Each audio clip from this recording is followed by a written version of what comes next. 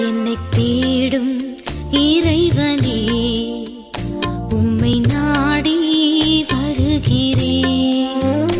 என்னை தேடும் இறைவனே, உம்மை நாடி வருகிறேன். இன்றைய தியானத்தின் தலைப்பு பக்தி வளர்ப்போம். வாசிக்க வேண்டிய திருமறை பகுதி 1 தெசலோனிக்கேயர் 5ஆம் அதிகாரம் வசனங்கள் 1 முதல் 13 வரை. பக்தி வளர்ப்போம்.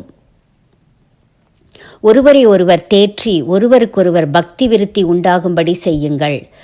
1 தெசலோனிக்கேயர் 5:11. பவுல் எழுதிய நிருபங்களில் 1-2 தவிர மற்ற யாவும் சபைகளுக்கு எழுதப்பட்டவை. அந்தந்த சபைகளில் உள்ள குறைகளை சுட்டிக்காட்டி திருந்த வேண்டிய முறைகளை சுட்டுவார். அவர்கள் அறிய வேண்டிய சத்தியங்களை விளக்குவார். சபையார் பக்தியில் வளர்வதற்கான ஆலோசனைகளை சொல்லுவார். இங்கே ஓர் அரிய புத்திமதியை சொல்கிறார்.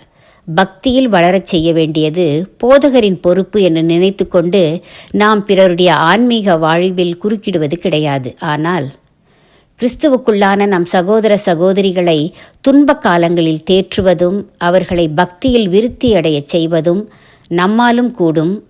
அது நம் கடமையும் ஆகும். துன்ப காலங்களில் ஆற்றி தேற்றுவது நம் கடமை என உணர்ந்து ஆறுதல் சொல்வோம், உற்சாகப்படுத்துவோம். ஆனால் பக்தி விருத்தியடைய என்னென்ன செய்யலாம்? 1.